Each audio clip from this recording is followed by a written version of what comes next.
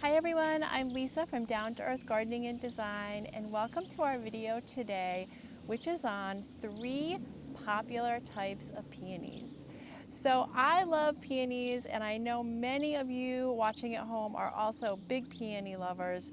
They have huge blooms, they're a pretty easy perennial, and they're also deer resistant. So it's an exciting time of year. They're just starting to bloom. So I wanted to talk about 3 popular types of peonies. And it may be helpful if you're a peony lover and you're looking to extend your peony bloom time or even add to your collection. Or if you inherited a garden and you're not sure which type of peony you have, this video may help you. So we're going to talk about each of the 3 types, and then at the end of the video I'm going to give you a couple of additional peony tips. So I am a peony lover. In my opinion, they are one of the largest or the boldest flowers in the garden. We look so forward to them every year. We make bouquets, we are looking for different ways of preserving them, but they're beautiful in your gardens and your border beds. So really stunning plant. Every year I add to my collection, so stay tuned for many more videos on peonies. I'm here with my herbaceous peonies, which is the first type of peony that I want to talk about today. So all the types that I'm talking about today have some similarities and differences, and I'm going to quickly go over those for you. So herbaceous peonies start blooming the end of May into about mid-June. So for those of you following along at home, I'm in zone 6B, and herbaceous peonies grow well in hardiness zones, planting zones 2 through 8. So they are a herbaceous perennial. So what that means is they die back every year at the end of fall, right to the ground. You will see nothing, just like a lot of our other perennials. So soft stems that are cut back and die back to the ground, and then the green leaves reemerge every spring. So the downside of them is the stems are a little soft, and you may have seen a video we have out on staking your peonies. So most of your herbaceous peonies will need some staking. So many of them are fragrant. They come in some different colors. We see lots of pinks. One of my favorite popular varieties is Sarah Bernhardt, which is a true pink peony, gorgeous, reliable. They also come in some reds and some purples, some hot pinks, and some whites, and even some whites with a little bit of red or pink in them. So you will see a few different colors. So height-wise, they get to be about 3 to 4 feet at most. And they are deer resistant, which is fantastic. They are sun lovers. And once the flowers die back, we just are going to be deadheading them and leaving the leaves, and they still look really pretty for added interest and foliage in the gardens the rest of the year. So next I want to talk about our tree peonies. So tree peonies are a little bit different in that they grow on woody stems. So they have that framework all year long. So they don't die back to the ground like our herbaceous peonies do. So those are hardy in zones 4 through 8, and those can get quite a bit taller. So those come in at about 5 to 6 feet when they're mature. They're great because they really don't need much in the way of care. Very minimal pruning. And also they have a larger flower and they are more fragrant. So we're going to show you a couple of tree peonies that are really gorgeous. You may have seen my tree peony video because I'm a big fan.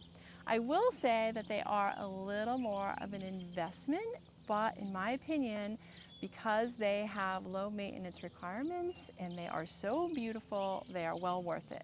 Now, flowering time is a little bit before our herbaceous peonies. So they will start flowering in late April or early May. Those do come in some different colors. So you will see the whites, the pinks, the reds, but you'll also see some really beautiful yellows and peach. So lovely, well worth the investment. So the last variety we're going to talk about is the Itoh peony, which I'm also a fan of.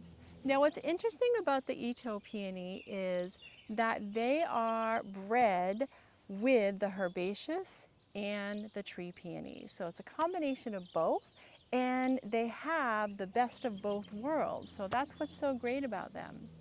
So they also come in all the colors that the tree peonies come in. There's a beautiful one I want to show you. I'm going to throw up a little bit of footage on, and it's called Bartzella, which is a gorgeous yellow Itoh peony, and one of my favorites when it comes to the Itoh peonies. But they have very large flowers like the tree peonies, and they can be fragrant, but they do die back at the end of the year. So late fall, early winter, you cut them all the way back to the ground, just like you do with the herbaceous peonies.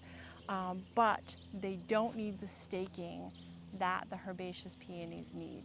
So you can see how they have the best qualities of both of the other varieties that we're talking about today. So far in my yard, I have the herbaceous peonies, I have a couple of Itoh peonies, and my daughter Hannah, same situation. I think Hannah has mostly herbaceous varieties. Gorgeous, stunning. But what I want to talk about lastly, because I promised I'd give you some extra tips at the end of the video, is that you really can extend your peony bloom time if you're using a combination of all three types of peonies, because they flower at slightly different times. So first you'll see the tree peonies flowering, second you'll see the herbaceous peonies flowering, and then last you'll see the Itoh peonies flowering. So with herbaceous peonies, they only last 7 to 10 days. And if we get a hard rain, then that's the end of the flowers. So it's a little disappointing if you're a peony lover and you're anxiously awaiting the blooms. But you can extend your bloom time a good 6 weeks if you're planting all three types. So that's pretty great, right? So, and then I also want to talk about how they all do best in full sun. So I do have a couple of herbaceous peonies in part shade, but I will say they flower so much better when they're in full sun. And lastly, my hot tip is once you plant all of these varieties, and this is what they have in common, other than the full sun requirement, you want to leave them there so they really don't transplant well. We have divided some herbaceous varieties, and it's gone okay, but they really do their best. They're at their best when you can leave them be. So really think about where you're going to plant them. So I'm going to take a walk through my garden and enjoy my peonies, and probably head over to my daughter Hannah's to pick a few bouquets. So stay tuned for some more videos on peonies and on gardening for that matter. So if you like today's video, please go ahead and give us a thumbs up. Enjoy those peonies, and happy late spring, and join us again by subscribing to our channel.